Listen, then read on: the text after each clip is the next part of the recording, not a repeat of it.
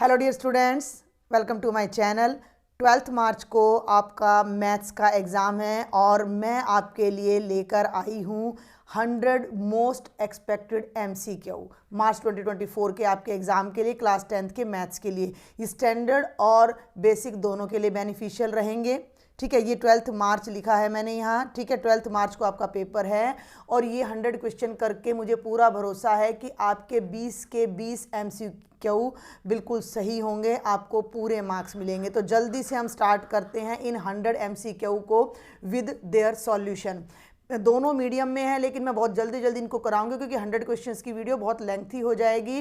तो आप दोनों लैंग्वेज के बच्चे, दोनों मीडियम के बच्चे इनको जल्दी से समझने की कोशिश करेंगे। ये कह रहा है कि P और Q दो धनात्मक पूर्णांक हैं, यानी कि दो पॉजिटिव इंटीजर हैं, जहां P को मैं लिख सकती हूँ a³ b² एंड Q को मैं लिख सकती हूँ a × b³। तो यहाँ पर ये पूछ रहा है कि इन P और Q का LCM क्या होगा। दोनों मीडियम को समझ आ गया होगा। P और Q, A and B are prime numbers, इसने पहले ही बोल दिया है। A और B अभाज्य संख्याएं हैं। तो जब किसी नंबर को अभाज्य संख्या के गुणनफल के रूप में लिखा जाता है तो उनका जो LCM होता है, बस इस बात को सुन लो, इसी बात से आपके इस टाइप के जितने भी क्वेश्चंस हैं वो सारे के सारे सही हो जाएंगे। LCM क्या होगा? ऑल फैक्टर्स की हाईएस्ट पावर की प्रोडक्ट। सुन लीजिए, ऑल माने सभी गुणनखंडों की अधिकतम पावर। अब सभी में तो यहाँ बस A है और B है, अगर C होता तो उसको भी लेते हैं। तो A लेंगे और इधर लिखती हूँ मैं, A लेंगे और B लेंगे। ठीक है, A की जो हाईएस्ट पावर है वो 3 है और B की जो हाईएस्ट पावर है 3 है। तो LCM हो जाएगा a³ b³। अगर आपसे इन्हीं का HCF पूछा जाता तो वो होता कॉमन फैक्टर्स। सुन लो मेरी बात ध्यान से, बस यही दो बातें आपने समझनी है। कॉमन फैक्टर की लोवेस्ट पावर। अब कॉमन भी A है और B है, तो A लेंगे और B लेंगे। A की लोवेस्ट पावर 1 है और B की लोवेस्ट पावर 2 है। रेड पेन से मैंने HCF बताया जो कि पूछा नहीं गया है और ये आपका LCM है। नेक्स्ट क्वेश्चन पर चलते हैं। मान लीजिए P एक अभाज्य संख्या है, let P is a prime number, तो इसके फैक्टर्स का सम, इसके गुणनखंडों का योग कितना होगा? तो किसी भी प्राइम नंबर के दो ही फैक्टर होते हैं, या तो वो अपने आप से डिवाइड होता है या 1 से, और उनका सम आ जाएगा P+1 जो कि ऑप्शन डी हो जाएगा। थर्ड क्वेश्चन पर चलते हैं। यदि द्विघात बहुपद x² जमा 3x जमा k का एक शून्यक 2 है, यानी कि इस पॉलिनोमियल का एक रूट अगर 2 है, आपको लॉजिक पकड़ना है कि अगर कोई भी क्वाड्रेटिक पॉलिनोमियल द्विघात बहुपद दे रखा है और उसका एक शून्यक दे रखा है और उसमें कोई वैल्यू निकालनी है, तो जस्ट इसको इसके अंदर x की जगह पुट करो और बराबर है 0 कर दो। x² जमा 3x जमा k 0 होगा जब आप यहाँ पर 2 रखोगे। तो इस तरह का कोई और भी क्वेश्चन आपको मिल जाता है और आपको कॉन्सेप्ट पता है तो आप आसानी से कर सकते हो। 2 दूनी 4, 3 दूनी 6, 10, 10 राइट साइड में जाएगा तो -10 आपका सही उत्तर आ जाएगा। क्वेश्चन नंबर 4 पर चलते हैं। स्लाइड को लोड होने में आधा सेकंड लग रहा है तो आपको वेट करना है। एक द्विघात बहुपद बताएं जिसके शून्यक -3 और 4 हैं। ध्यान देना, दो तरह के क्वेश्चन आपसे इसमें पूछे जाते हैं। अगर आपको उनका सम और प्रोडक्ट दे रखा है, बहुत इंपॉर्टेंट रिजल्ट मैं बताने जा रही हूँ। अगर दो शून्यकों का जोड़, अगर जीरोज का सम और प्रोडक्ट आपको ऑलरेडी दे रखी है, तो आपका जो पोलिनोमियल बनता है, जो बहुपद बनता है, वो ये बनता है x² - sx जमा p। लेकिन आपको शून्यक दे रखे हैं तो पहले आप उनका जोड़ निकाल लो। -3 + 4 को जोड़ोगे 1 आएगा, दोनों की मल्टीप्लाई कर दो तो -12 आएगा। इन दोनों वैल्यूज़ को यहाँ पुट करो। x² s की जगह 1 पुट करोगे, -1x और -12 यानी x² घटा x घटा 12। कौन सा ऑप्शन सही है? x² और -x और -12 नहीं है इसमें। अब सुनो क्या करें, इसको ज़रा ध्यान से देखो। ये मैंने पहले भी क्वेश्चन इस टाइप का कराया है। अगर हमारा x square minus S x plus P नहीं है, एक्चुअल में क्या होता है, इसका के टाइम्स ये जो शून्यक है ये एक बहुपद के नहीं है, ये बहुत सारे बहुपद के शून्यक हैं और वो बहुपद आप के से मल्टीप्लाई करके इसको फाइंड कर सकते हो। तो यहाँ पर इसका मल्टीपल देखो तो ये है, सुन रहे हो मेरी बात भाई, इसको 2 से मल्टीप्लाई करें, x square minus x minus 12, तो 2x square minus 2x minus 24 को जब खोलोगे तो उसके भी यही शून्यक बनेंगे, तो हमारा सही आंसर डी आ जाएगा। तो थोड़ा सा प्रेजेंस ऑफ माइंड आपने अपनी रखनी है। 5वें क्वेश्चन पर आ जाओ। 2 अंकों की सबसे छोटी भाज्य संख्या और सबसे छोटी भाज्य संख्या, the LCM of smallest 2 digit composite number, 2 अंकों की सबसे छोटी भाज्य संख्या क्या होती है, 10 होती है। एंड स्मॉलेस्ट कंपोजिट नंबर, और सबसे छोटी भाज्य संख्या क्या होती है, 2 होती है। उन दोनों का एलसीएम आपने बताना है, तो 10 और 2 का एलसीएम 20 हो जाएगा। क्लियर है, बहुत बिल्कुल सिंपल सा क्वेश्चन था, बस कॉन्सेप्ट को समझना था कि 2 अंकों की संख्या और सबसे छोटी भाज्य संख्या, इनको मिक्स नहीं कर देना है। 6th क्वेश्चन पर चलते हैं। त्रिभुज ए बी सी और डी ई एफ में कोण बी और ई बराबर है। यहीं पर मैं 2 त्रिभुज आपके लिए बना देती हूँ, ए बी सी और डी ई एफ। ए देखो घबराना नहीं होता, क्वेश्चन को पढ़ना है, जो दिया गया है उसको फटाफट यूज़ करना है। बी ई के बराबर है, बी ई के बराबर है, एफ सी के बराबर है, सी और एफ बराबर है, ए बी 3 डी ई के बराबर है, ए बी डी ई से 3 गुना ज़्यादा है। बहुत ध्यान से देखना कि ए बी बटे डी ई करूँ तो 3/1 आ जाएगा। तो ये पूछ रहा है कि सर्वांग सम है लेकिन समरूप नहीं है, समरूप है सर्वांग सम है, ना सर्वांग सम है ना समरूप है, सर्वांग सम और समरूप दोनों है। ये रिजल्ट तो आपको समझ आ गया होगा, बस आपने कॉन्ग्रुएंसी और सिमिलैरिटी के बारे में यहाँ पर 4 रिलेशन दे रखे जिनका आपने आंसर देना है। सारे नियम आपको याद होने चाहिए। सर्वांग समता के जो हमारे नियम हैं वो कौन कौन से हैं, SAS यानी 2 भुजा और 1 कोण, ASA 2 कोण और 1 भुजा, RHS ASA की जगह AAS भी आ जाता है। तो ये सर्वांग सम तो नहीं है, क्योंकि ये दोनों जो एंगल्स बराबर हैं उनके बीच वाली साइड के बारे में हमें नहीं पता कि ये दोनों बराबर हैं या नहीं, तो सर्वांग सम तो बिल्कुल नहीं है, सर्वांग सम नहीं है। ठीक है, सर्वांग सम नहीं है तो ये दोनों ठीक हो सकते हैं, लेकिन अभी हमें समरूप भी देखना है। अब समरूपता के, सिमिलैरिटी के कौन कौन से नियम होते हैं, सिमिलैरिटी में तीनों क्या होने चाहिए, एंगल इक्वल होने चाहिए। तो तीनों एंगल तो इक्वल आ रहे हैं, क्यों आ रहे हैं, देखो मेरी बात सुनो, बी और ई बराबर आ रहे हैं, सी और एफ बराबर आ रहे हैं, तो ए भी डी के बराबर आएगा, तो ये समरूप तो है। क्लियर हो गया, एक ही नियम से हमें पता लग गया कि ये समरूप है।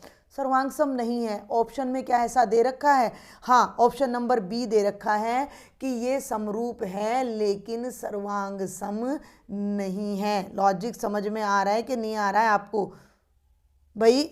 जो AAS का नियम होता है सर्वांग समता का, वो ये कहता है कि 2 कोणों के साथ एक भुजा बराबर होनी चाहिए, तो इन 2 कोणों के साथ ये भुजाएं बराबर नहीं आ रही हैं, ABDE से 3 टाइम्स ग्रेटर है, तो सर्वांग समता का ना तो ये वाला नियम लग रहा, ना ये लग रहा, ना ये लग रहा, ना ये लग रहा।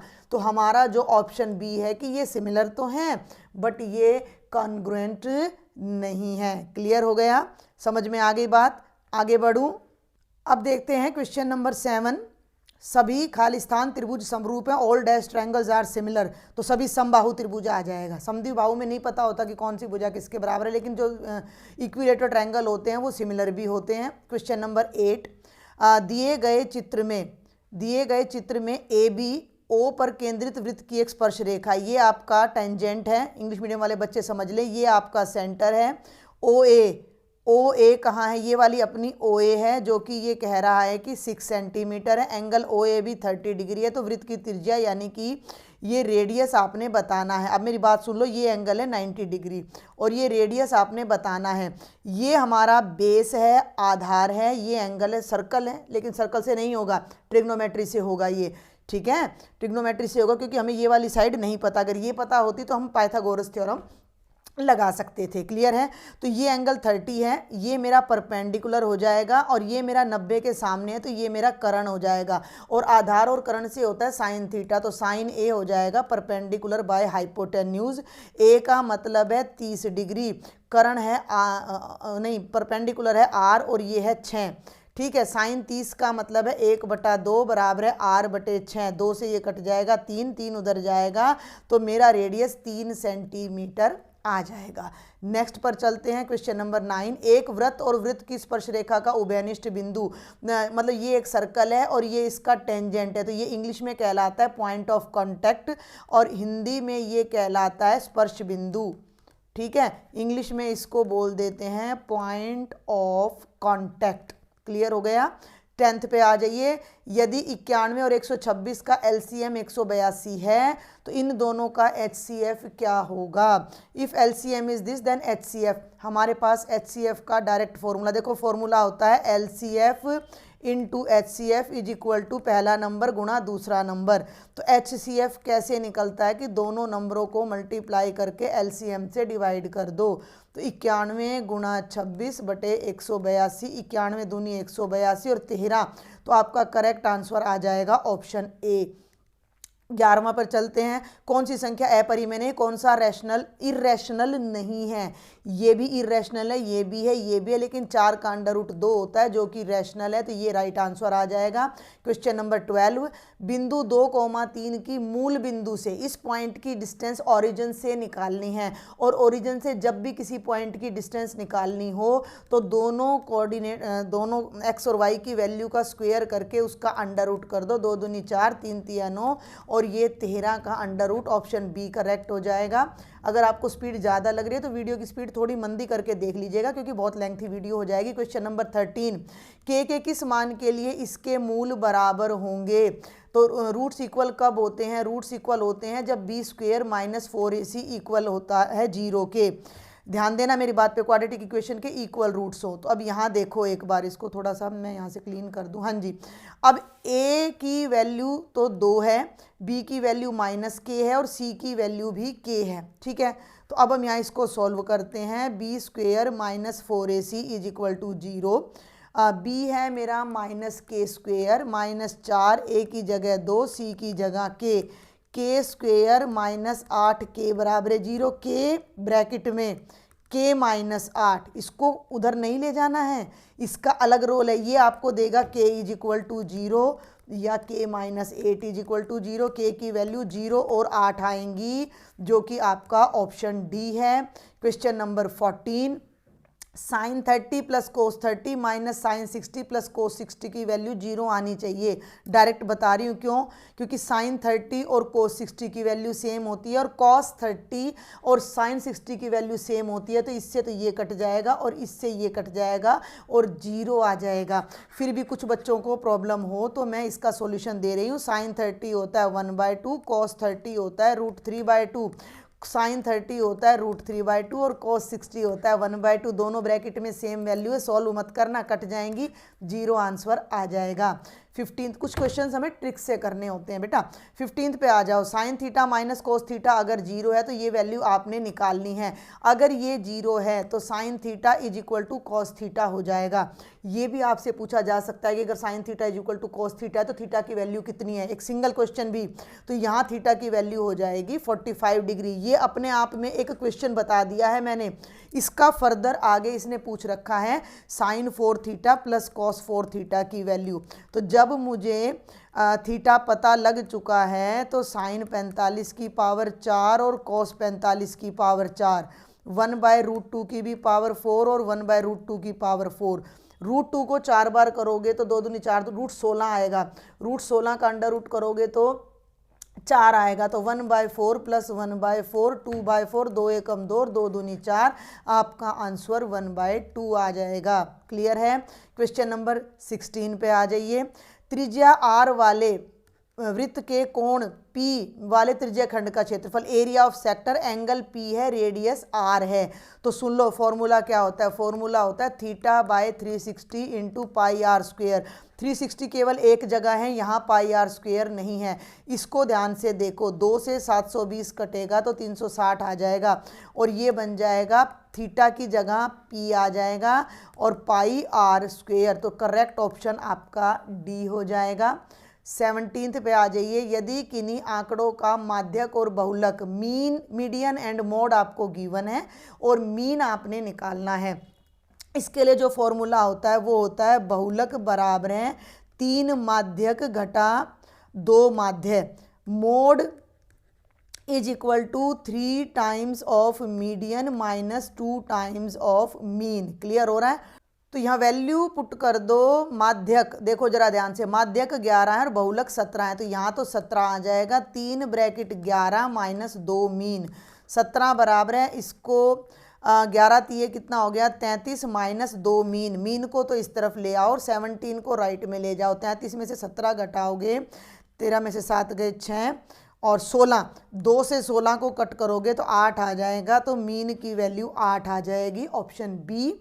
ये आपको लगभग हर टाइप के क्वेश्चन इसमें देखने को मिलने वाले हैं। 18th पे आ जाओ, बड़े ध्यान से देखना। माध्यक वर्ग और बहुलक वर्ग की निचली सीमाओं का योग, sum of lower limits of the median class and modal class. तो मॉडल क्लास तो बिल्कुल सिंपल है, हाईएस्ट फ्रीक्वेंसी देख लो कितनी है 20 है, हाईएस्ट फ्रीक्वेंसी 20 है, तो ये तो बच्चे हो गई मॉडल क्लास। बहुलक वर्ग, सुन रहे हो मेरी बात को, जो मेरी मॉडल क्लास है, जो मेरा बहुलक वर्ग है वो तो है 15 से 20, लेकिन मीडियन क्लास निकालने के लिए मुझे क्यूमुलेटिव फ्रीक्वेंसी लेनी है। तो 10, 10 में 15 जोड़ेंगे 25, 25 में 12 जोड़ेंगे 37, इसमें 20 जोड़ेंगे 57 और 57 में 9 जोड़ेंगे तो 9 और 7 16, 66 आ जाएगा। चेक कर लेना, 10 25 और 12 37 और 20 57 और 9 66, 66 का आधा होता है 33, 33, 33 से बड़ी फ्रीक्वेंसी ये है, तो इसके सामने वाली हो जाएगी आपकी मीडियन क्लास। सुन लो, ये मीडियन क्लास है और ये मॉडल क्लास है। तो मीडियन क्लास का मतलब हो गया माध्यक वर्ग। तो माध्यक वर्ग है मेरा 10 से 15, दोनों की लोअर लिमिट ये है, इन दोनों को जोड़ोगे तो 15 और 10 25 आएगा। तो 25 इज द करेक्ट आंसर। एक ही क्वेश्चन में 2-2 3-3 चीज़ें आपको यहाँ पर सिखा दी गई हैं। क्वेश्चन नंबर 19 पे आ जाओ। इन दोनों बिंदुओं के बीच की दूरी ज्ञात करो। डिस्टेंस फॉर्मूला यहाँ आपका पक्का हो जाता है, x2 minus x1 square plus y2 minus y1 square का अंडर रूट। तो देखो भाई अब ध्यान देना, ये x1 है, ये y1 है, ये x2 है और ये y2 है। तो x2 मैंने ले लिया -√3, -√3। अब मेरी बात ध्यान से सुनना, एक माइनस तो फॉर्मूले में है और x1 खुद माइनस है, तो दोनों माइनस मिलके हो जाएंगे प्लस का 4√3 का स्क्वेयर, और y2 है 5 और y1 है 8, 5 माइनस 8 का स्क्वेयर और पूरे का कर दो अंडर रूट। ठीक है, तो 4√3 में से √3 घटाएंगे तो ये बन जाएगा 3√3 का स्क्वेयर और 5 में से 8 घटाएंगे तो -3 के स्क्वेयर का अंडर रूट। इसका करो 3 का स्क्वेयर करोगे 9 और इसका करोगे 3, तो ये मतलब कुल मिलाकर यहाँ डायरेक्ट कर दूँ तो 27 आ जाएगा और 3 3 9 36 और 36 का अंडर रूट 6 आ जाएगा। ये करेक्ट आंसर है। क्वेश्चन नंबर 20 पे आ जाइए। दी गई आकृति में DE समानांतर है BC के, DE BC के समानांतर है, तो EC कितना होगा ये EC बताना है। थेल्स थ्योरम लगा दो, किसी त्रिभुज की एक भुजा के समानांतर दूसरी भुजा खींची जाए तो अन्य दो भुजाओं को समान अनुपात में भाग करती है। In a triangle if a line is drawn parallel to the one side of the triangle it will divide other 2 sides in the same ratio. दोनों मीडियम में मैंने बता दिया है। उस रिजल्ट को अगर मैं यूज करती हूँ तो AD by DB is equal to AE by EC, तो ये हो गया 1.5/3 इज इक्वल टू 1/, 1.5 दूनी 3 होता है, ध्यान से सुन लो। तो 1/2 is equal to 1/EC, EC की वैल्यू 2 आ जाएगी। राइट आंसर पे टिक कर दो। आगे चलते हैं 21 पे। 2 टेंजेंट 30/1 प्लस टेंजेंट स्क्वेयर 30 की वैल्यू आपने बतानी है। तो टेंजेंट 30 का मान होता है 1/√3 और नीचे आएगा तो 1/√3 का स्क्वेयर। तो बेटा जी ऊपर तो हो गया 2/√3, नीचे हो गया 1 जमा 1/3, 3 एकम 3 और 1 4/3, ठीक है।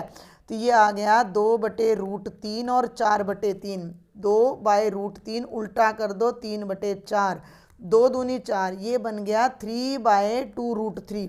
देखो ऐसे भी लिखा हो, अदरवाइज नियम क्या कहता है कि नीचे कोई इरेशनल नंबर नहीं आना चाहिए। तो 3√3/2 3 जा 6 आ जाएगा, 3 2 जा 6 और √3/2 आपका करेक्ट आंसर आ जाएगा। कैलकुलेशन आप देख लेना, थोड़ा अप डाउन हो तो 22 पे आ जाओ।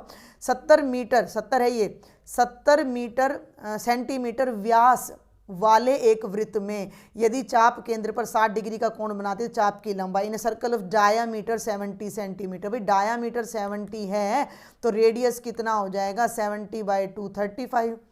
आर्क जो है सेंटर पे 60 डिग्री का एंगल बना रही है ना, ये आर्क है अपनी ए बी और ये एंगल है 60 डिग्री। तो आर्क लेंथ आपने बताना है, तो आर्क लेंथ का फॉर्मूला होता है θ/360 इंटू 2πr। एंगल है 60 डिग्री, तो सिंपल हो गया 60/360, 2 की जगह पाई लगाओ तो लगा दो, नहीं तो रहने दो। और रेडियस है 35, 60 छिक्का 7 5 35 और 2 तिया 6।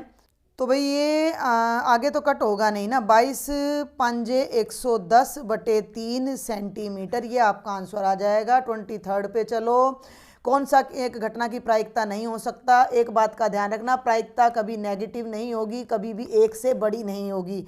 इसको देखो तो ये बनेगा 2/30, तो ये तो 1 से छोटा है, ये भी हो सकती है। इसका दशमलव जब हल करोगे तो दशमलव हटाने के लिए ऊपर 10 जाएगा, 10/1, ये 1 से बड़ा है। 35% का मतलब है 35/100, ये 1 से छोटा, तो ये नहीं हो सकती प्रोबेबिलिटी, तो ये करेक्ट आंसर आ जाएगा। आगे चलते हैं क्वेश्चन नंबर 24 पर। क्वेश्चन नंबर 24 क्या है, 2 सिलेंडरों की त्रिज्याएं 5:7 में है और ऊंचाई 3:5 में है, तो उनके वक्र पृष्ठ क्षेत्रफल का अनुपात। The radii of 2 cylinders are in the ratio 5:7। ठीक है भाई, इसको हम क्या ले लेते हैं कि 5:7 है, तो पहले की रेडियस 5r ले ली और दूसरे की 7r ले ली हमने। हाइट्स का रेशो 3:5 है, तो पहले की हाइट 3h ले लो, दूसरे की 5h ले लो xy की जगह। Then the ratio of their curved surface area, उनके वक्र पृष्ठीय क्षेत्रफल का। वक्र पृष्ठीय क्षेत्रफल होता है 2π, जल्दी से देखना, पहले का वक्र पृष्ठीय क्षेत्रफल हो जाएगा 2π/h होता है। देखो मैं यहाँ लिख दूँ 2π/h होता है कर्व्ड सरफेस एरिया सिलेंडर का। तो यहाँ पहले वाले की ये नोट कर लेंगे डायमेंशंस, ठीक है। तो पहले वाले में लिखेंगे 2π 5r गुणा 3h और दूसरे का लिखेंगे 2π 7r गुणा 5h। 2π से 2π कट गया, r से r कट गया, h से h कट गया, 5 से 5 कट गया, 3/7 यानी कि 3:7 आ जाएगा। ये करेक्ट आंसर हो जाएगा। 25 पर आ जाइए। निम्नलिखित बारंबारता बंटन पर माध्यक वर्ग की ऊपरी सीमा। अब माध्यक वर्ग यानी कि मीडियन क्लास के लिए, तो मीडियन क्लास के लिए आप ले लो क्यूमुलेटिव फ्रीक्वेंसी। इसको एज इट इज लिखेंगे 13 में 10 ऐड करेंगे 23 में 15 ऐड करेंगे 38 में 8 ऐड करेंगे 46 और 46 में 11 ऐड करेंगे तो 57 का आधा करते हो तो 2 दूनी 4, 2 8 28.5। 28.5 से बड़ी बारंबारता 38 है, तो ये आपका मीडियन क्लास यानी माध्यक वर्ग है, तो इसकी ऊपरी सीमा 17 आ जाएगी और ये आपका करेक्ट आंसर हो जाएगा। आगे चलते हैं 26 पे। एपी का 10वां पद लिखो। nth टर्म का फॉर्मूला होता है a + n-1 इंटू डी, तो 10th टर्म का फॉर्मूला होता है a जमा 9d। a 2 है और d हो जाएगा, इस 7 में से 2 को माइनस करो 5, ठीक है। तो a की जगह 2 रखेंगे, 9 ब्रैकेट में 5, 9 5 45। यहाँ अच्छे से बता दूं कि 10वां पद हो जाएगा a जमा 9d, ठीक है ना। तो ये हो जाएगा बच्चे 2 जमा 9 ब्रैकेट 5, 9 5 45 और 2 47। सी वाला करेक्ट आंसर हो जाएगा। 27 पे आ जाओ। एक बिंदु O से वृत्त पर स्पर्श रेखा की लंबाई 7 सेंटीमीटर है। ये एक सर्कल है, एक पॉइंट से इस पर टेंजेंट, मैं इंग्लिश में साथ साथ बता रही हूँ, टेंजेंट ड्रॉ किया गया जिसकी लेंथ 7 है। क्यू की केंद्र से दूरी, ये क्यू है, इसकी जो सेंटर से डिस्टेंस है वो 25 है और रेडियस निकालना है। अब ये दूसरा क्वेश्चन है, लेकिन इसके अंदर हम पाइथागोरस यूज करेंगे। तो ये हाइपोटेन्यूज है क्योंकि 90 के सामने है, ये कर्ण है। तो ये आ जाएगा 25 का वर्ग बराबर है 7 का वर्ग जमा r का वर्ग, ठीक है ना। 25 का हो गया 625, 7 का 49 इधर आके माइनस हो जाएगा, ये 576 बनेगा जो कि 24 का होता है। तो रेडियस 24 आ जाएगा, ये रहा, ठीक है। आगे बढ़ते हैं 28 पे। 140 को अभाज्य गुणनखंड के रूप में दर्शाएं। तो 140 को जब मैं फैक्टराइज करूंगी, डायरेक्ट कर रही हूँ मैं, तो 14 ढाई 140, 14 होता है 2 गुणा 7, 10 होता है 2 गुणा 5, यानी 2 की पावर 2 गुणा 5 गुणा 7, ये करेक्ट आएगा। आपको कोई सॉल्यूशन नहीं करना, आपने जस्ट आंसर देना होता है। 29 पे आ जाओ। किसी निश्चित परीक्षण के प्रश्न के सही उत्तर का अनुमान लगाने की प्रायिकता x/15 है। सही उत्तर x/15 है, ना लगा पाने की 2/5 है। ध्यान से देखना, करेक्ट प्रोबेबिलिटी x/15 है, रॉन्ग आंसर की प्रोबेबिलिटी 2/5 है। तो x की वैल्यू निकालो। तो एक हमें सिंपल सा रिजल्ट पता है कि किसी भी इवेंट के होने की और ना होने की दोनों का सम 1 होता है। तो ये हो गया x/15 और ये हो गया 2/5 इज इक्वल टू 1। सुनो, इसको ना क्या करो, इसको भी 15 बना लो। ये हो गया x/15, 3 से ऊपर गुणा कर दो और 3 से नीचे। मेरी बात समझ आई? मैंने इसको लाइक फ्रैक्शन में, इक्विवेलेंट फ्रैक्शन में बदल दिया, ऊपर भी 3 से गुणा कर दिया, नीचे भी। अब 15 आ गया ना, तो मुझे लघुत्तम लेने की ज़रूरत नहीं है। सुन रहे हो बात को? आप चाहो तो लघुत्तम ले लेना, नहीं तो ये भी शॉर्ट ट्रिक है कि भाई इसको 15 बना दिया तो x जमा 6 बराबर 1, 15 उधर जाएगा, x जमा 6 बराबर 15, 15 में से 6 माइनस करोगे तो 9 आपका करेक्ट आंसर आ जाएगा। 30वें पे आ जाओ। अभी कथन और तर्क का है, जिसका आप सबको पता होगा कि a और r दोनों सही हैं और r a की व्याख्या करता है, तो ऑप्शन a है। a और r दोनों सही हैं लेकिन कथन की व्याख्या सही नहीं करता, तो b है। a ट्रू है, r फॉल्स है, तो c लेते हैं, और a फॉल्स है और r ट्रू है, तो हम d लेते हैं। तो इसको देखते हैं। बिंदु 0,4 वाई अक्ष पर स्थित है। 0,4 lies on y axis, x 0 y 4, बिल्कुल ट्रू है ये। The x coordinate of point on y axis is 0, y अक्ष पर x का निर्देशांक 0 होता है, ये भी ट्रू है और ये इसकी सही व्याख्या कर रहा है, तो करेक्ट आंसर ए आ जाएगा। 31वें पर आ जाओ। पी स्क्वेयर बराबर है 32/50 है, तो पी क्या है? If P square is 32/50 then P is, तो आपने दोनों तरफ अंडर रूट करना है, लेकिन अंडर रूट करने से पहले इसको मिनिमम फॉर्म में बदल लो। 16 और ये 25, जब दोनों तरफ अंडर रूट करोगे तो इसकी वैल्यू 4/5 आएगी। अच्छा, 4/5 हमारा क्या हो जाता है? एक परिमेय संख्या हो जाता है, तो ये हमारा रैशनल नंबर आ जाएगा। पूर्ण नहीं होगा, इंटीजर भी नहीं होगा, इरेशनल भी नहीं होगा, ये एक रैशनल नंबर आ जाएगा। दो आंसर आएंगे, लेकिन अगर हम 4/5 को कंसिडर करते हैं तो ये एक रैशनल नंबर हो जाएगा। 32 पे आ जाओ। वह बिंदु जो A और B को जोड़ने वाले रेखाखंड के लंब समद्विभाजक पर स्थित है। The point which lies on the perpendicular bisector of the line segment joining these 2 points. देखो मेरी बात सुनो, लंब समद्विभाजक पर स्थित है, यानी A और B के मिड पॉइंट से पास कर रहा है ना, A और B के मिड पॉइंट से। तो पहले इन दोनों का मिड पॉइंट निकाल लो। देखो लगभग हर कॉन्सेप्ट आपका यहाँ आ रहा है। दूरी सूत्र आ गया था, अब मिड पॉइंट आ रहा है। x1 + x2/2 और y1 + y2/2 है ना, तो -2 + 2/2 और -5 + 5/2, तो 0/2 0/2 0 0 आ गया, और वो पॉइंट क्या हो गया? 0 0 हो गया। भाई ये पॉइंट 0 0 इसका मिड पॉइंट है, इसका परपेंडिकुलर बाइसेक्टर भी तो यहीं से जाएगा, तो 0 0 इज द करेक्ट आंसर। पूछा तो इसने मिड पॉइंट था, बट बात को घुमा दिया था। टेंजेंट ए की वैल्यू ऑलवेज 1 से लेस होती है, 1 से कम होती है, तो ये गलत है। टेंजेंट की वैल्यू √3 होती है, जो 1 से ग्रेटर भी होती है। 34 पे आ जाओ। एक घड़ी की मिनट की सुई 84 सेंटीमीटर लंबी है। 10-10 पूर्वाहन से 10-25 पूर्वाहन तक घड़ी की मिनट सुई द्वारा तय की गई दूरी कितनी? The minute hand of a clock is 84 centimetre long. 10-10 से 10-25 तक इसने कितनी डिस्टेंस कवर की है? 15 मिनट। 15 मिनट में घड़ी की सुई हमेशा 90 डिग्री का कोण बनाती है, चाहे वो कहीं से कहीं तक जा रही है।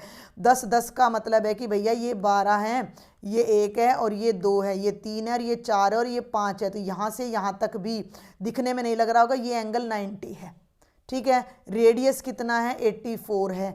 तो जब किसी सर्कल में हम ऐसे बाइसेक्ट करते हैं, ये दो डायामीटर ऐसे मिलते हैं तो ये 90 का एंगल बनता है। तो एक क्वाड्रेंट का एरिया हमने निकालना होता है, लेकिन इसने जो पूछा है वो पूछा है मिनट हैंड ने कितनी डिस्टेंस कवर की। तो ये आपने आर्क लेंथ बतानी है, तो आर्क लेंथ हो जाएगी 90/360 इंटू 2πr। या आप इसको ऐसा भी कर सकते हो कि सर्कल की सर्कमफ्रेंस को 4 से डिवाइड कर दो, वो एक ही बात हो जाएगी। तो यहाँ से थोड़ा सा मैं इसको इरेज करके और यहाँ ही लिख देती हूँ, देखें जल्दी से। ये हो गया 1/4 इंटू 2 इंटू 22/7 और रेडियस है 84। ठीक है, तो 12 7 84 होता है और 4 3 12 होता है। 22 दूनी 44, 44 को 3 से करोगे 132 आएगा। 132 इज़ द करेक्ट आंसर। 35 पे चलो। ए बी वृत्त की जीवा है। ए बी इज द कोड, ध्यान देंगे, ए बी इज द कोड of the circle. A O C व्यास है, A O C is the diameter. Angle A C B 50 है। ठीक है, बिंदु यदि ए टी बिंदु ए की वृत्त की स्पर्श रेखा है, ये टेंजेंट है, तो एंगल बी ए टी आपने बताना है, ये वाला एंगल आपने बताना है। अब मेरी बात को ध्यान से सुनना, बहुत ही ध्यान से सुनना कि ये पूरा एंगल 90 है।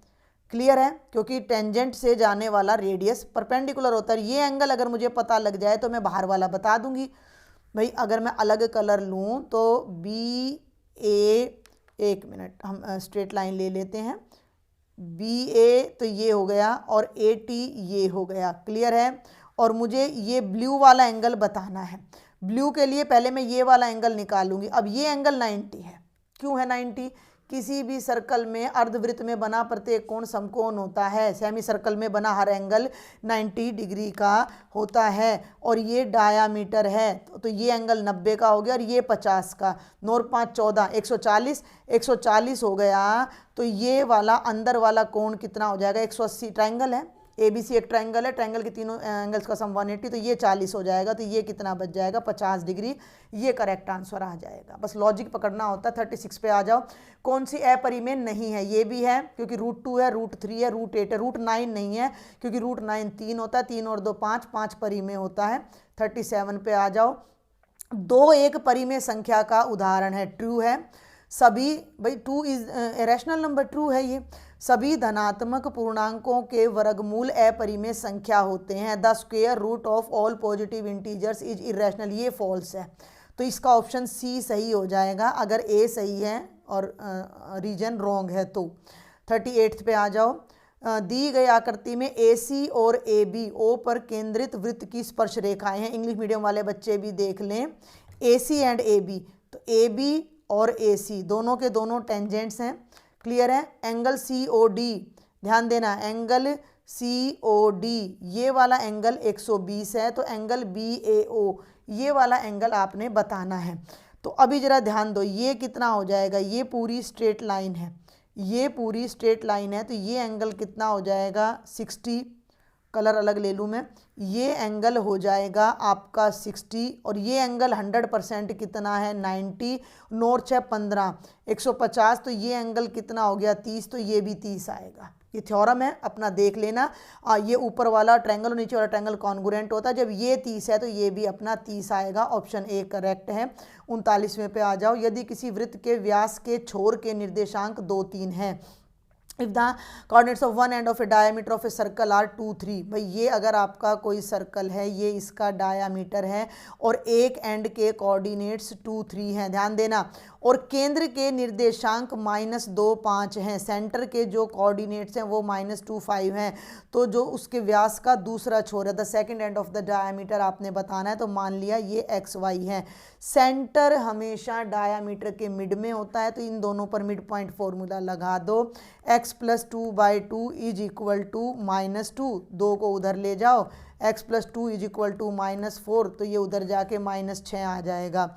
और y वाला देख लो, ये वाला और ये वाला, तो बच्चे y + 3/2 is equal to y का कोऑर्डिनेट है 5, 2 5 10, y + 3 इज इक्वल टू 10, 10 में से 3 गए 7, -6 और 7, ये करेक्ट हो जाएगा। 40वें पे आ जाओ। निम्नलिखित में से कौन सा द्विघात समीकरण का ग्राफ नहीं है? जो 2 जगह टच नहीं कर रहा, ये भी नहीं कर रहा, नहीं नहीं नहीं, ध्यान से देखना एक बार एक मिनट। द्विघात समीकरण का ग्राफ या तो एक जगह टच करेगा या दो जगह, ये 3 जगह टच कर रहा है तो ये नहीं है द्विघात का, क्योंकि ये 2 कर रहा है, ये बेशक एक जगह कर रहा है, तो इसके दोनों मूल बराबर होंगे और इसके भी दोनों मूल, तो ये नहीं है द्विघात का, ये क्वाड्रेटिक इक्वेशन का ग्राफ नहीं है। 41 पे आ जाओ। 9 secant square A minus 9 tangent square A is equal to 9 बाहर ले लो, secant square A minus tangent square A की वैल्यू 1 होती है, तो 9 आ जाएगा, राइट आंसर 9 है ये। 42वें पर आ जाओ। एक वृत्त में अधिकतम कितनी समांतर स्पर्श रेखाएं हो सकती हैं? Circle can have maximum 2 parallel tangents, parallel tangent 2 ही होते हैं। 43वें पे आ जाओ। सीकेंड थीटा को जब कोटेंजेंट थीटा के रूप में व्यक्त किया जाता है, सीकेंड थीटा को जब कोटेंजेंट की फॉर्म में बदलें, सुनो मेरी बात अब ध्यान से देखना। सीकेंट थीटा होता है 1 प्लस टेंजेंट स्क्वेयर थीटा का अंडर रूट, ठीक है। टेंजेंट थीटा होता है 1 बाय कोटेंजेंट स्क्वेयर थीटा का अंडर रूट। एलसीएम ले लो तो cotangent square theta plus 1 by cotangent square theta का अंडर रूट को अलग अलग कर दो तो ऊपर वाला अंडर रूट तो एज इट इज रह जाएगा और नीचे वाले का अंडर रूट करेंगे तो वो कोटेंजेंट थीटा बन जाएगा, क्योंकि कोटेंजेंट को हम टेंजेंट में बदल सकते हैं, इसलिए मैंने इस आइडेंटिटी को यूज़ किया है। नेक्स्ट पर चलते हैं 44 पर। 6 मीटर ऊंचे खंबे की छाया जमीन पर 2 वर्गमूल 3 मीटर लंबी पड़ती है। पोल हाइट 6 है, पोल की शेडो की हाइट 2√3 है। सन का एल्टीट्यूड आपने बताना है। ये पोल है, ये पोल की हाइट है और यहाँ पर जो एंगल, ये मैंने अपने पिछले सभी लेक्चर्स में बार बार बता रखा है, यहाँ जो एंगल बनता है वो सन एल्टीट्यूड होता है। ये 6 है, ये 2√3 है। अगर ये एंगल थीटा है तो ये हमारा 6 है, ये 2√3 है, परपेंडिकुलर और बेस है, परपेंडिकुलर और बेस में बनता है टेंजेंट थीटा, तो 6/√3, 2 तिया 6, ये आ गया 3/√3 और 3 से √3 को काटोगे तो √3 और टेंजेंट की वैल्यू √3 कितने पे होती है? 60 पे, तो थीटा की वैल्यू 60 डिग्री हो जाएगी, जो कि ऑप्शन बी है। 45वें पे आ जाओ। दी गई आकृति 10.5 सेंटीमीटर त्रिज्या वाले वृत्त का त्रिज्या खंड है, रेडियस 10.5 है और ये आपको सेक्टर दे रखा है। त्रिज्या खंड का परिमाप, द पेरीमीटर ऑफ सेक्टर। अब जो सेक्टर है ना वो इसको और इसको भैया तीनों को प्लस करके बन रहा है, तो ये तो हो गई 10.5, ये भी 10.5 और ये है सेक्टर की आर्क लेंथ यानी चाप की लंबाई, जो कि आप निकालोगे 60/360 गुणा 2 पाई और आर का मतलब है 105/10। 10.5 था ना सॉरी 6 आ गया और 5 दूनी 10, 5 दूनी 10, 5 एकम 5 और 7 तिया 21 और 3 दूनी 6 और ये बच गया 22 नहीं बचा 11, ये बच गया 11 तो ये हो गया और 10.5 और 10.5 20 और 1 21, ये हो गया 2 3 32 32 सेंटीमीटर हमारी पेरीमीटर की लेंथ आ जाएगी। समझ गए ना, चाप की लंबाई में और पेरीमीटर में, चाप की लंबाई में और पेरीमीटर में फ़र्क होता है। आगे चलते हैं 46 पे। एक किनारे पर बहुत आसान है, नुकीली बेलनाकार पेंसिल, एक सिलेंड्रिकल पेंसिल है और उसको छीला गया है, तो वो किस किस का कॉम्बिनेशन है? तो सिलेंडर और कोण का, बेलन और शंकु का, शंकु और बेलन का। आगे बढ़ते हैं 47 पे। 1 से 27 तक एक संख्या चुनी जाती है, 1 to 27 एक नंबर चूज किया गया उसके अभाज्य यानी प्राइम होने की, तो 1 से 27 तक के प्राइम नंबर लिख लो 2 3 5 7 11 13 17 19 23 24 25, बस इतने ही होते हैं। तो 1 2 3 4 5 6 7 8 9, टोटल नंबर 27 है, तो प्रोबेबिलिटी ऑफ प्राइम नंबर कितनी हो जाएगी? 9/27 यानी कि 1 9 तिया 27, तो 1/3 आ जाएगा। 48वें पे आ जाओ। किसी वृत्त की स्पर्श रेखा वृत्त के अंदर एक बिंदु से खींची जा सकती है, गलत है। और tangent to a circle can be drawn inside the circle, false है। यदि किसी बाहरी बिंदु से स्पर्श रेखा खींची जाए तो लंबाई बराबर होती है, ट्रू है। ये एक ही ऑप्शन मिलेगा, जब ए रोंग है ना तो आपका ऑप्शन डी सही पाएगा। 49वें पे आ जाओ। क्वेश्चन नंबर 49 है आपका असर्शन रीजन का श्रृंखला यानी एपी, साथ साथ पढ़ रही हूं मैं, एपी 7, 11, 15, 139 में पदों की संख्या 34 है, यानी कि ये कौन से नंबर पे आ रहा है। तो nth टर्म का हमारा फॉर्मूला होता है a + n-1 × d is equal to 139। मैंने मान लिया कि ये जो टर्म है ना 139 ये nवें नंबर पे आ रही है। तो अब देखो a कितना है 7 है, d कितना है 4 है, तो चेक कर लो भाई इसको। तो 7 + n-1 × 4 बराबर 139। 7 को उधर ले जाओ, इसको मल्टीप्लाई कर लो 4n - 4 और 139 में से 7 गए 132। 4 को उधर ले जाके जोड़ दो 136। n 136 को 4 से भाग करो तो 4 × 3 = 12, 4 × 4 = 16। ये तो ट्रू है, ये तो ट्रू है कि भाई ये 34वां ही पद है, ये ट्रू है। This is 34th term. अब ये कह रहा है कि AP फर्स्ट टर्म ये है, तो SN का ये फॉर्मूला है, ये भी ट्रू है, SN का फॉर्मूला भी ठीक है, लेकिन ये इसकी करेक्ट एक्सप्लेनेशन नहीं है, क्योंकि फर्स्ट पार्ट को करने में मैंने AN का फॉर्मूला यूज किया है, SN का नहीं किया है।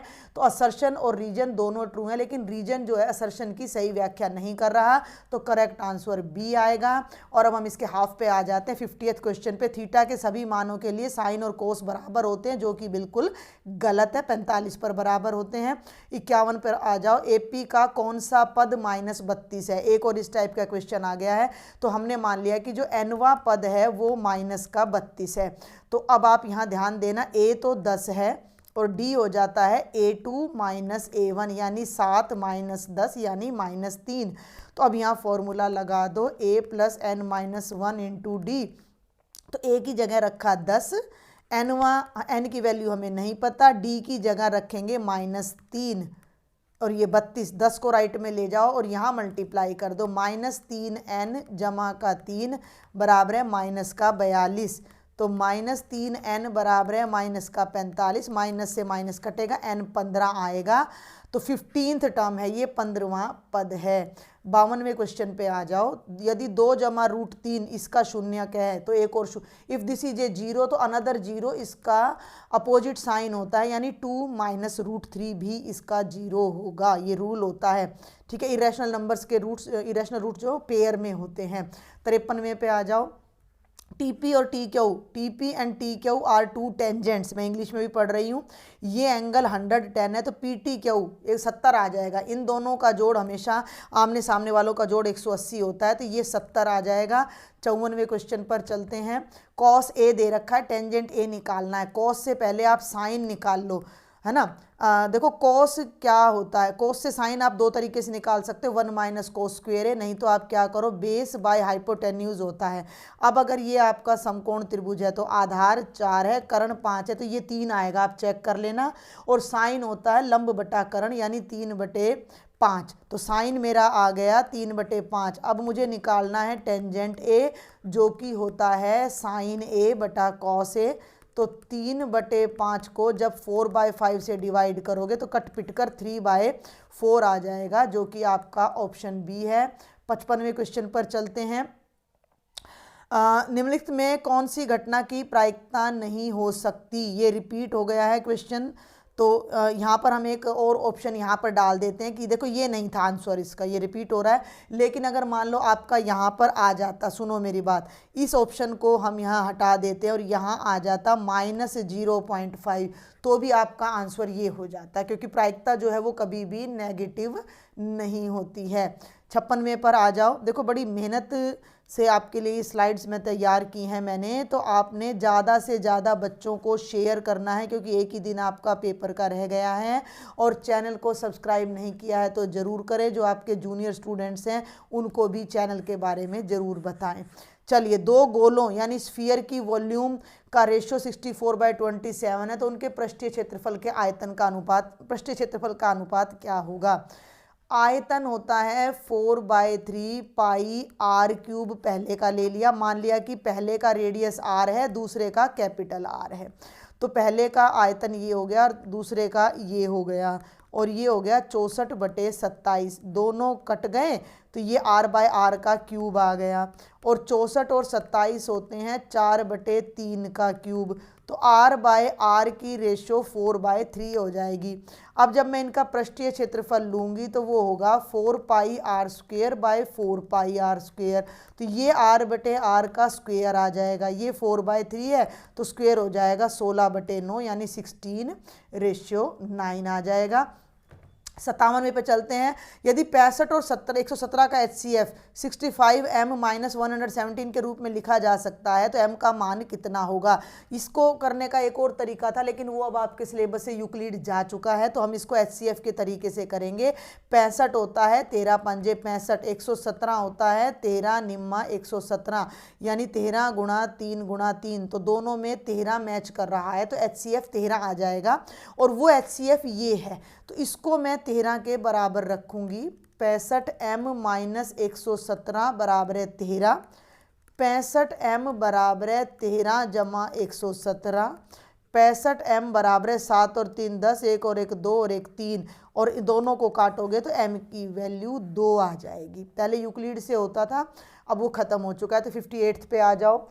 द्विघात समीकरण के इसका नेचर ऑफ रूट्स पूछ रहा है। नेचर ऑफ रूट्स के लिए आप निकालोगे b² - 4ac। a 2 है, b x का कोफिशिएंट होता है -√5 और c 1 है। अब आप निकाल लो b² - 4ac, तो -√5 का स्क्वायर करोगे तो 5 आएगा, 4 गुणा 2 गुणा 1, 5 घटा 8 -3 लेस देन 0 आएगा। जब डिस्क्रिमिनेंट लेस देन 0 हो तो कोई वास्तविक हल नहीं होता है, no real root, option number C आ जाएगा। 59 पे आ जाओ। 2 AP का सार्व अंतर समान है। There are 2 APs which have common difference, यानी दोनों का कॉमन डिफरेंस D है। एक का पहला पद -2 है, एक का पहला पद -2 है फर्स्ट टर्म, और दूसरे की फर्स्ट टर्म -6 है। इनकी फिफ्थ टर्म का डिफरेंस आपने निकालना है, यानी A5 - A5। तो इसका A5 हो जाएगा A+4D और इसका हो जाएगा A+4D। 4D से 4D कैंसिल हो जाएगा और A - A आएगा। अब ये A है -2 और ये A है -6, तो -2 + 6, 6 में से 2 गए 4 आ जाएगा। इसका वैसे इसको कहना चाहिए था कि पहली और दूसरी के 5वें पद का, क्योंकि उल्टा करते हैं तो ये नहीं यही आएगा 4, फिर -4 आ जाता, तो ये 4 आ जाएगा। ठीक है, आप इसको ऐसे ही करो। आगे चलते हैं 60th पे। यदि त्रिभुज ABC C पर समकोण है तो cos A जमा B का मान क्या होगा। ये मैक्सिमम क्वेश्चंस मैंने यहाँ कवर कर दिए। ये जो समकोण है ना वो C है। अब मेरी बात सुनो, जब समकोण C है तो A और B का जोड़ भी तो 90 होगा, A और B का जोड़ 90 होगा। अब आपसे ये पूछ रहा है cos A जमा B, A जमा B 90 है और cos 90 कितना होता है हमारा, 0 होता है। ठीक है, cos 90 0 होता है। 61वें क्वेश्चन पर आ जाओ। त्रिभुज ABC DEF के समरूप है। There are 2 triangles ABC and DEF which are similar. ABC and DEF are similar. Angle A 47 है, ध्यान देना भाई, ये 47 है। एंगल E ये 83 है, तो C बताना है। जब ये 83 है तो ये भी 83 होगा। इन दोनों को जोड़ दो, 47 और 83, 7 और 3 10, 8 और 4 130 हो गया। तो ये एंगल 180 में से घटा देना, 50 आ जाएगा, ये करेक्ट हो जाएगा। लॉजिक पकड़ा। 62 पे आ जाओ। इस तरह का क्वेश्चन वैसे पहले आ चुका है लेकिन ये असर्शन में है। LCM 182 है और पूर्णांकों का गुणनफल अगर ये है तो HCF 13 होगा। HCF मैंने क्या बताया था, पूर्णांकों के गुणनफल को LCM से भाग कर दो। उल्टा है ये 91, नहीं वही है ये 13, तो HCF 13 आएगा, तो ये बिल्कुल ट्रू है। LCM गुणा पूर्णांकों का गुणनफल बराबर है HCF, ये फॉल्स है, ये उल्टा लिख रहा है। LCM into product is equal to HCF, ये फॉल्स है और ये ट्रू है। A सही है और ये रॉन्ग है, तो C करेक्ट ऑप्शन आपका आ जाएगा। मतलब वही क्वेश्चन किस तरह घुमा के पूछा ये देख लो।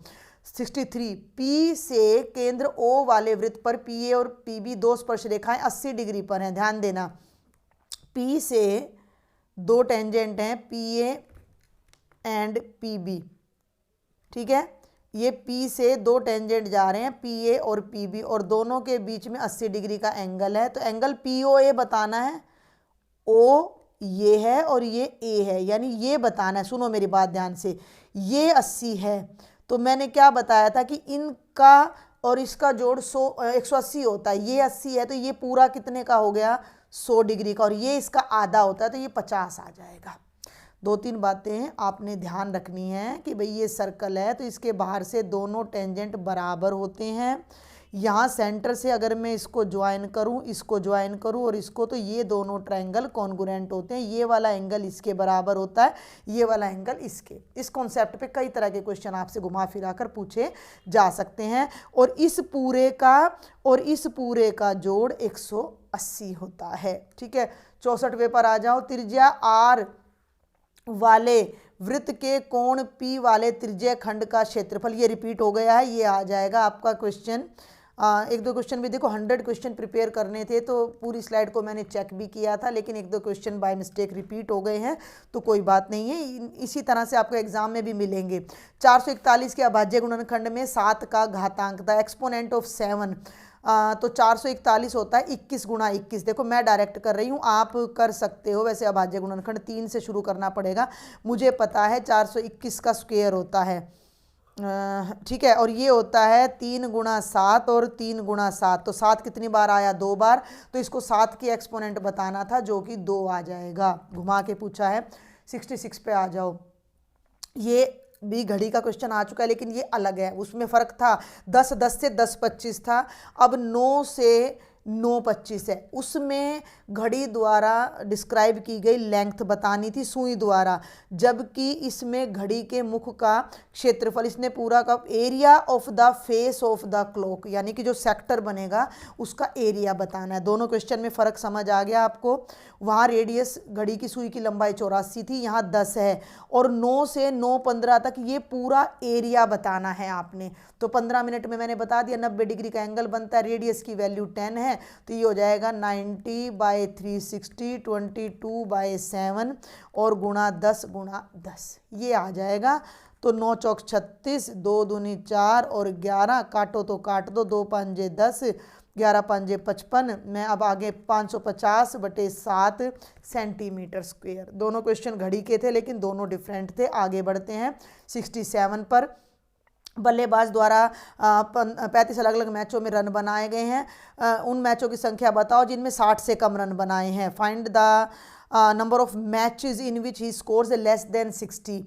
अब सुनो, 45 से 60 रन इसमें बनाए हैं 8 मैचों में, यानी 60 से कम ही लिए हैं, 60 वाला हम यहाँ ले लेंगे, और इसमें भी 60 से कम है, इसमें भी 60 से और इसमें भी, तो इनको जोड़ दो, 5 और 7 12 और 4 16 और 8 24, करेक्ट आंसर आ जाएगा। 68 पे आ जाओ। वह न्यूनतम संख्या जो 1 से 10 तक सभी से भाग रहे, number which is divisible by 1 to 10 both. तो इसका मैंने पहले भी ये क्वेश्चन कराया है, जो 10 से डिवाइड होगा, तो मान लो 10 हो गया, लेकिन ये 3 से डिवाइड नहीं होता, 100 भी 3 से डिवाइड नहीं होता, 504 10 से डिवाइड नहीं होता, तो ये करेक्ट ऑप्शन बच गया। हमें वो नंबर बताना है जो 1 2 3 4 5 6 7 8 9 10 सब से डिवाइड हो, तो वो ये हो जाएगा। 69 पे आ जाओ। अल्फा और बीटा द्विघात समीकरण के मूल हैं यदि अल्फा जमा बीटा अल्फा बीटा के बराबर है। देखो बेटा, अल्फा प्लस बीटा होता है -b/a और अल्फा बीटा होता है c/a। सुन लो मेरी बात ध्यान से, तो a से a कट गया और -b और c बराबर आ गए। -b की वैल्यू, देखो ये a है, ये b है और ये c है, b की वैल्यू -2 है, यहाँ रखोगे तो -2 प्लस का हो जाएगा। c की वैल्यू 3k है, 3 को उधर ले जाओ तो k की वैल्यू 2/3 आ जाएगी। बिल्कुल शॉर्ट में मैंने आपको बताया है। 70वें क्वेश्चन पे आ जाओ। x अक्ष से इस बिंदु की दूरी, ये बड़ा इंपॉर्टेंट एक टॉपिक है, इस पर आपका क्वेश्चन पूछा जाता है। अगर कोई पॉइंट आपको दे रखा है और उसकी x से डिस्टेंस बतानी है तो y कोऑर्डिनेट यानी 7 होगा। अगर किसी पॉइंट की y से डिस्टेंस है तो वो x होगा, तो -1 और 7 यहाँ आएगा, -1 और 7, तो x से जो डिस्टेंस होगी वो ये होगी जो कि 7 होगी। तो ये शॉर्टकट अपनाने हैं आपने। 71वें पे आ जाओ। दोनों त्रिभुज अगर समरूप हैं और ए बी और डी ई बराबर है, तो बना लो भाई यहाँ दो ट्राइंगल बना लो। पहले तो ए बी सी, दूसरा ट्राइंगल ले लो D E F. A B D E के बराबर है, बी सी 8 है, बी सी 8 है, तो ई एफ भी 8 पाएगा, क्योंकि दो ट्राइंगल अगर सिमिलर हैं तो उनकी कॉरस्पॉन्डिंग साइड्स की जो रेशो है वो सेम होती है, संगत भुजाओं का अनुपात बराबर होता है। तो ए बी बटे डी ई बराबर है बी सी बटे ई एफ, ये दोनों बराबर है तो कट के एक आ जाएगा, एक बराबर है बी सी बटे ई एफ, उधर ले जाओ तो बी सी और ई एफ की लंबाई बराबर है, बी सी 8 है तो ई एफ भी 8 आ जाएगा। नेक्स्ट क्वेश्चन पर चलते हैं। एक वृत्त की स्पर्श रेखा इसे एक बिंदु पर प्रतिच्छेद करती है, tangent to a circle intersect it in one point. Intersect भी बोल देते हैं, मैंने बताया हुआ भी है पहले कि जब स्पर्श रेखा ऐसे जाती है तो एक बिंदु के अंदर से तो जाएगी ना कम से कम।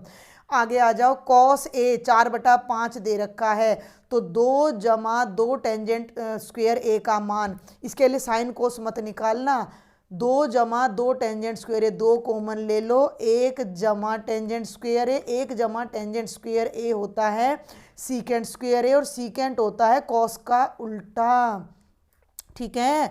तो ये हो जाएगा 2 ब्रैकेट 5/4 का स्क्वायर, 2 गुणा 25/16, 2 8 16 यानी 25/8।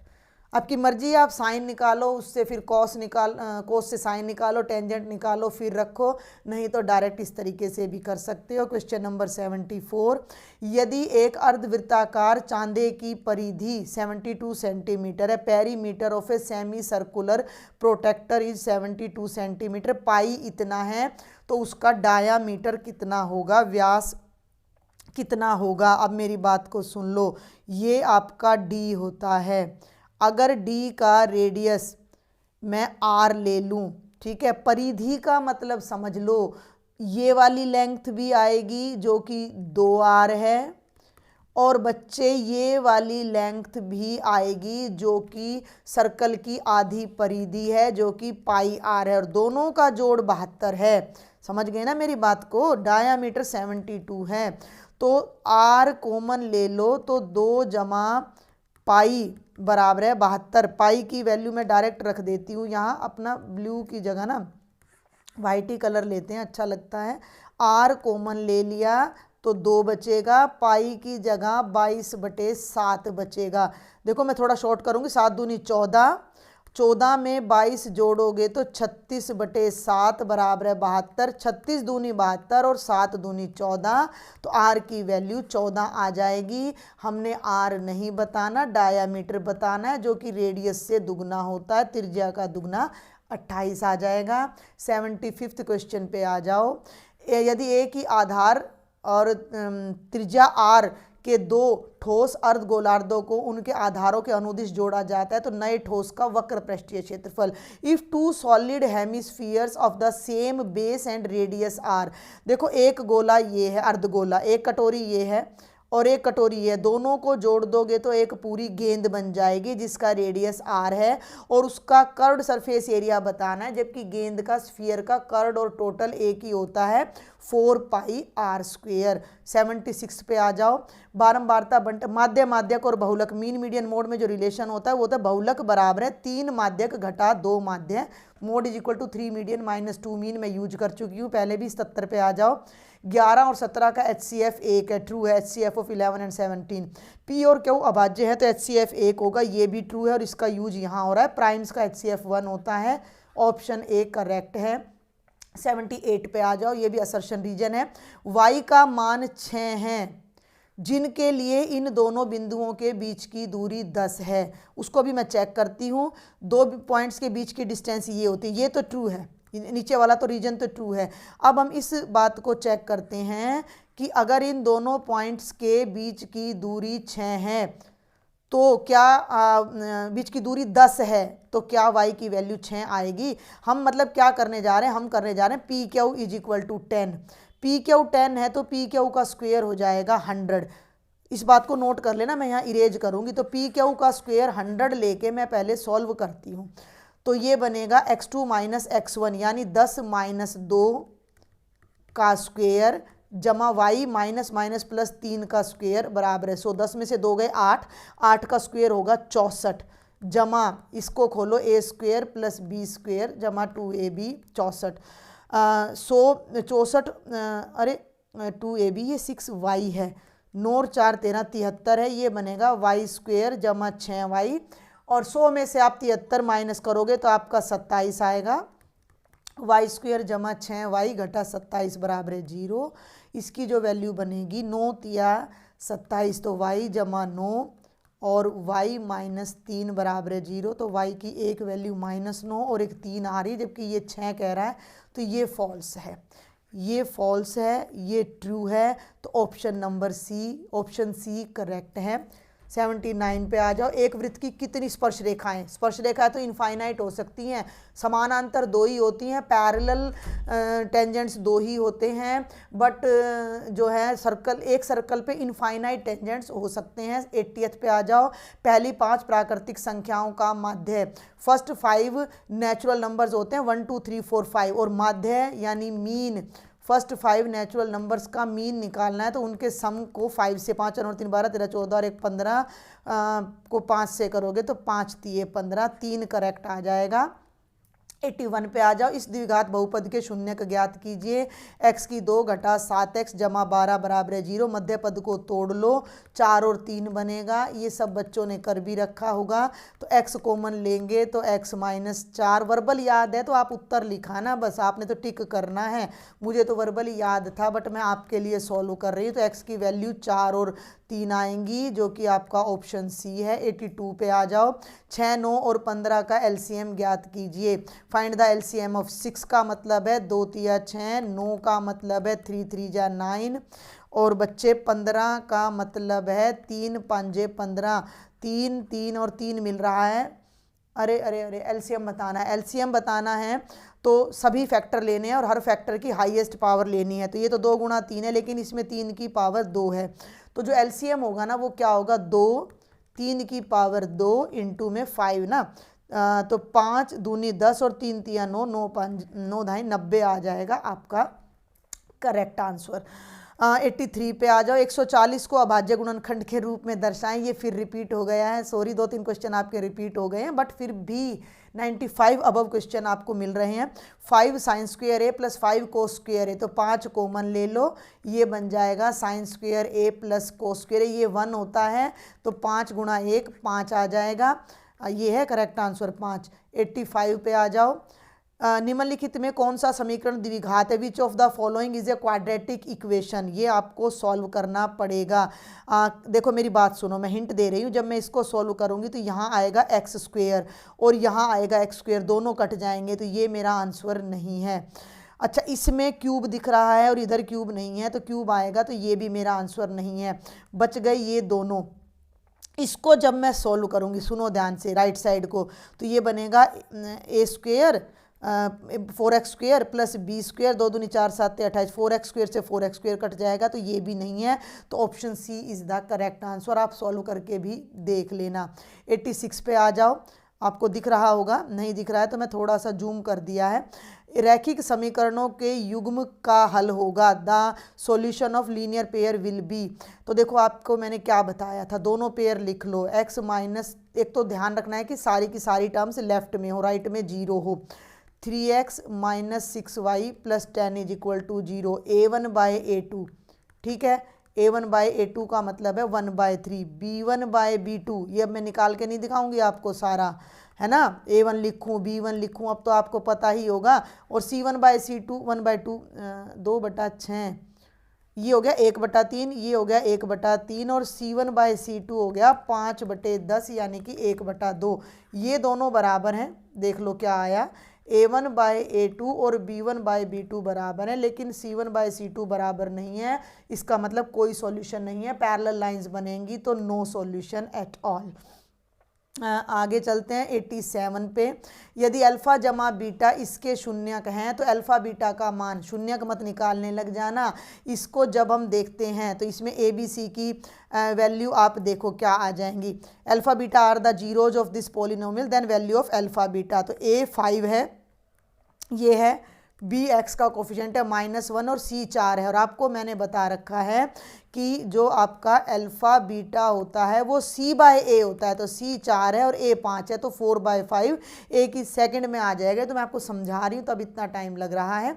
88 पे आ जाओ। उस AP का 18वां पद बताओ जिसके पहले दो पद -6 और 1 है। Find 18th term whose first two terms are this and this. तो सुनो मेरी बात, पहली टर्म A1 है यानी -6, A2 है 1 तो D निकल आएगा, A2 - A1 से 1 - -6 यानी 7, ये D आ गया, ये A आ गया। 18वां पद 18th टर्म होती है A जमा 17D, तो A हो गया -6, 17 7 119, -6 जमा 119, 9 में से 6 गए 3, 113 आ जाएगा करेक्ट आंसर। सॉल्व कर लेना भाई थोड़ा बहुत। 89 पे आ जाओ। 89th अगेन रिपीट हो चुका है, 89th रिपीट हो चुका है, मैं करवा चुकी हूँ। ये 6 था, ये यहाँ परपेंडिकुलर था, साइन थीटा से कर लेना, 3 आ जाएगा। 4 क्वेश्चन रिपीट हो गए हैं। अच्छा जी, ये देखो 90th पे आ जाओ। 3 सेंटीमीटर त्रिज्या वाले वृत्त के केंद्र से 5 सेंटीमीटर की दूरी पर स्थित एक बिंदु ए से स्पर्श रेखा की लंबाई s है। The length of tangent from a point A at a distance 5 centimetre from the centre of the circle of radius 3 centimetre is x। क्या समझा रहा है, छोटा सा डायग्राम बना लो। सर्कल है, बाहर कोई पॉइंट है, उससे ये टेंजेंट ड्रॉ किया गया। टेंजेंट की जो लेंथ है वो x है, त्रिज्या यानी रेडियस 3 है, उसके केंद्र से जो ये डिस्टेंस है ये 5 है, तो आपने x बताना है। तो कर्ण का ये 4 आएगा, ऑटोमेटिकली ये 4 आएगा क्योंकि 5 square is equal to x square plus 3 square. ये 25 और ये 9, 25 में से 9 गए 16, 16 का अंडर रूट करोगे तो 4 आ जाएगा। 3, 5 और 4, 3, 5 और 4 ये आपके पाइथागोरियन ट्रिपलेट होते हैं, तो 4 आ जाएगा। क्लियर है, हमने x की लेंथ बतानी थी। क्लियर हो गया। आगे चलूँ मैं, केंद्र से दूरी 5 है ना, बिल्कुल ठीक है। 91वें क्वेश्चन पे, जैसे जैसे थीटा बढ़ता है साइन थीटा का मान भी बढ़ता है। यह सही है, बिल्कुल सही है। आप देख सकते हो टेबल, 0 पे 0 होता है, फिर 1/2 यानी 0.5 होता है, फिर 1/√2 यानी 0.7 होता है, फिर मतलब बढ़ रहा है, तो ये ट्रू है। ठीक है, समझाने की जरूरत नहीं। 92 पे आ जाओ। 12 मीटर ऊंचे टावर के शीर्ष से जमीन पर एक बिंदु का अवनमन कोण 30 डिग्री है। ये तो भैया टावर है, ये एक पॉइंट है जहां अवनमन कोण यानी कि ये एंगल 30 है, ये तो ये 30 है, तो ये वाला भी 30 डिग्री ही बनेगा। टावर के शीर्ष से बिंदु की दूरी, क्वेश्चन समझ लेना, टावर के टॉप से find the distance of point from the top of tower, angle of depression 30 degree है। टावर की जो लेंथ है वो 12 है, तो ये डिस्टेंस आपने निकालना, यानी आपने हाइपोटेन्यूज निकालना और परपेंडिकुलर दे रखा है, तो आप साइन का यूज करोगे, तो साइन 30 हो जाएगा 12/h। इधर ही करती हूँ मैं, साइन 30 हो जाएगा परपेंडिकुलर बाय हाइपोटेन्यूज 1/2 बराबर है 12/h। क्रॉस मल्टीप्लाई करो, h उधर जाएगा, 2 उधर जाएगा, 24 आ जाएगा। क्वेश्चन में फ़र्क देख लेना, थोड़ा ध्यान से करके डायग्राम बना के करना। 93 पे आ जाओ। यदि दो गोलों के आयतन का अनुपात 27:8 है तो उनके पृष्ठीय क्षेत्रफल का अनुपात, गोले का देखो क्वेश्चन इस तरह का आ चुका है, लेकिन उसमें नहीं आया था, क्या बोलेंगे, असर्शन रीजन में। गोले का आयतन ये होता है, गोले का पृष्ठीय क्षेत्रफल ये होता है, ये तो ट्रू है। ऊपर वाला चेक करते हैं कि गोलों का आयतन, मैं सेम क्वेश्चन करवा चुकी हूँ इसी टाइप में। 4/3 πr³, 4/3 πr³ 27/8 है, तो r/r 3/2 हो जाएगा, क्योंकि ये आपका 3/2 का क्यूब होता है। अब पृष्ठीय क्षेत्रफल निकालोगे, गलत बता रहा है ये, ऊपर तो गलत बता रहा है। पृष्ठीय क्षेत्रफल होता है r²/r², यानी कि 3/2 का स्क्वायर, यानी कि 9/4 आना चाहिए था, जबकि ये कह रहा है कि एरिया का रेशो 3:2 है, तो ये फॉल्स है। जब ए फॉल्स है तो आपका ऑप्शन आएगा डी। नीचे वाला ट्रू है लेकिन ऊपर वाला रोंग है। ठीक है, 94 पे आ जाओ। यदि बारंबारता बंटन का माध्यक और बहुलक 150 और 154 है तो माध्य 148 है, और ये हमारा फॉर्मूला है, तो ये तो ट्रू है। If median and mode are this and this respectively then mean is this, ये तो ट्रू है। अब इस फॉर्मूला में इसको रख के चेक करो, जल्दी से चेक करो कि मीडियन है 150, देखो मैं यहाँ रख रही हूँ, ठीक दिख रहा है आपको, बहुलक बहुलक है मेरा 154, तो 154 बराबर है 3 × 150 -2 इंटू मीन मुझे चेक करना है कि 148 आ रहा है या नहीं आ रहा है। तो 154 बराबर है 450 -2 मीन को इधर ले आओ और 450 में से 154 घटा दो। 450 में से 150 गए 300, 300 में से 4 गए तो 296 आ जाएगा। वैसे भी घटा लेना आप, तो 2 से इसको भाग करोगे। बिल्कुल सही कह रहा है, ये बिल्कुल सही कह रहा है, ये भी ट्रू है। अरे कलर चेंज कर दो, ये भी ट्रू है और ये भी ट्रू है और इसका यूज यहाँ हो रहा है। तो करेक्ट आंसर ऑप्शन ए आ जाएगा। तो जिन बच्चों को असर्शन रीजन में प्रॉब्लम है तो आप देख सकते हैं कि किस तरह हम इन क्वेश्चन को कर रहे हैं। दोनों का चेक करना है कि ट्रू है या फॉल्स है। 95 पे आ जाओ। इस तरह का एक क्वेश्चन मैंने पहले भी दिया था, एक और डाल दिया ताकि आपकी प्रैक्टिस हो जाए। यदि 2 धनात्मक पूर्णांक ए और बी, इसकी इंग्लिश भी मैं साथ साथ कर दूंगी, इंग्लिश में नहीं लिया मैंने ये, X square Y square, A can be written as X square Y square, B को मैं लिख रही हूँ एक्स वाई स्क्वेयर, तो उनका HCF बताना है। उसमें LCM था, तो HCF में क्या होता है, कॉमन फैक्टर्स की लोवेस्ट पावर। तो x से x मिल रहा है लेकिन पावर यहाँ कम है तो x आ जाएगा। y की पावर दोनों में बराबर है तो Y square, X Y square मेरा HCF आ जाएगा। नेक्स्ट पर चलते हैं, क्वेश्चन नंबर 96। लास्ट पे आ रही हूँ जल्दी से।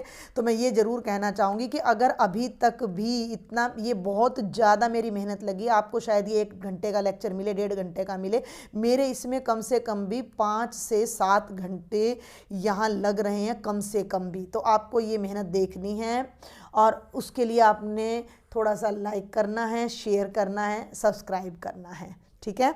टीचर को भी थोड़ा सा भाई एनकरेज होने की ज़रूरत होती है, हमें भी मोटिवेशन की ज़रूरत होती है।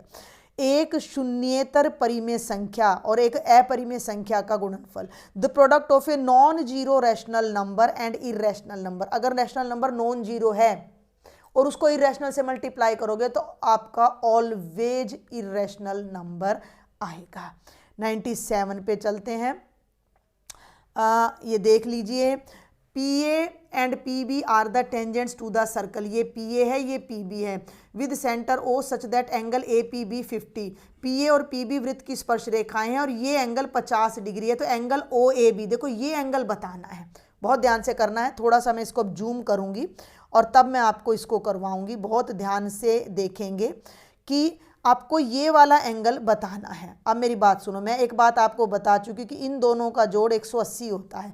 जब ये 50 है तो ये 130 आ जाएगा। अब आपका फोकस होना चाहिए इस ट्रायंगल पे। ये ट्रायंगल आइसोसेलेस है, समद्विबाहु है, क्योंकि ये दोनों वृत्त की त्रिज्याएं हैं, रेडियस है। जब ये आइसोसेलेस हैं तो उनकी दोनों इक्वल साइड्स के अपोजिट एंगल भी इक्वल होंगे, समान भुजाओं के सम्मुख कोण बराबर होंगे। तो कोण A भी x होगा और कोण B भी x होगा। ये ट्रायंगल दिख रहा है ना आपको, दिख रहा है ना। तो इस ट्रायंगल के 2 कोण बराबर हो गए, तो तीनों कोणों का जो जोड़ है वो 180 होता है। ये इधर जाके 50 रह जाएगा, 2x बराबर है 50 और x मेरा 25 डिग्री आ जाएगा। तो ये एंगल A की वैल्यू 25 डिग्री आएगी। भाई ये भी 25 और ये भी 25, 50 और 130 में जोड़ोगे तो 180 आ जाएगा। एंगल OAB क्लियर हो गया। नेक्स्ट स्लाइड पर चलते हैं, क्वेश्चन नंबर 98। इसको भी थोड़ा सा मैं जूम कर रही हूँ। क्वेश्चन नंबर 98 देखेंगे। दी गई आकृति में AB 50 बाय √3 है। ध्यान देना, AB की वैल्यू है 50 बाय √3, AC की वैल्यू है 50। तो उन्नयन कोण BCA ये एंगल आपने बताना है। ये आपका परपेंडिकुलर है, ये आपका बेस है। C एंगल आपने बताना है। तो परपेंडिकुलर और बेस से हमारा टेंजेंट बनता है। तो यहाँ नीचे करवा रही हूँ मैं, थोड़ा सा देखेंगे इसको थोड़ा ऊपर करके, और अब मैं यहाँ बताती हूँ। तो देखो टेंजेंट C बराबर है, परपेंडिकुलर हो गया 50 बाय √3 और ये हो गया 50। जब मैं इसको काटूंगी तो गुणा 1/50, 50 से कटकर 1/√3। टेंजेंट की वैल्यू 1/√3 कितने पे होती है, 30 पे। तो C की वैल्यू कितनी आएगी, 30 डिग्री आएगी, जो कि ये A हो जाएगा। और अगली स्लाइड पर चलते हैं, 99वां क्वेश्चन। किसी प्रयोग की सभी प्रारंभिक घटनाओं की प्रायिकता का योग, the sum of probabilities of all elementary events of an experiment is always 1। ये फिलअप भी हो गया और MCQ भी, और ये है आपके लेक्चर का लास्ट क्वेश्चन। और ज़्यादा से ज़्यादा बच्चों तक आपने पहुंचाना है। Best of luck for your exam. और पूरे 20 मार्क्स MCQ में आपने सेक्शन ए में लेकर आने हैं। In an equation, in the equations a1x b1y plus c1 equal to 0, a2x plus b2y plus c2 equal to 0, अगर तीनों के तीनों बराबर हैं तो क्या होगा? अगर a1 by a2 b1 by b2 और c1, देखो अभी अभी जो मैंने क्वेश्चन कराया वो अलग था, ये अलग है। इसमें है a1 by a2 b1 by b2 और c1 बाई c2 बराबर हैं तो क्या होगा? तो संपाती रेखाएं हो जाएंगी, अनंत हल आएंगे और संगत होंगी, कोइंसिडेंट लाइंस होंगी, इनफाइनाइट सॉल्यूशंस होंगे, कंसिस्टेंट होगा मेरा सिस्टम, ये आ जाएगा। उससे पहले वाले में मैंने जो बताया था वो a1 बाई a2 और b1 बाई b2 तो इक्वल थे, लेकिन c1 बाई c2 इक्वल नहीं था। उस केस में समानांतर रेखाएं होंगी, और अगर a1 by a2 b1 by b2 के इक्वल नहीं है तो प्रतिच्छेद करती हुई रेखाएं होंगी। तो बच्चे ये था आपका कंप्लीट 100 MCQ का वीडियो। 4 से 5 क्वेश्चन, आपके 4 क्वेश्चन जहाँ तक मुझे याद है रिपीट हुए हैं। अगर 5 क्वेश्चन भी रिपीट हुए तो 95 क्वेश्चंस थोड़े नहीं होते हैं। इनको तैयार करें और ज़्यादा से ज़्यादा स्टूडेंट्स को शेयर करें, लाइक करें, सब्सक्राइब करें। अपने डाउट्स मुझे टेलीग्राम पर ज़रूर से ज़रूर शेयर करें और कमेंट बॉक्स में अपने कमेंट्स देकर बताएं कि ये लेक्चर आपको कैसा लगा। Thank you.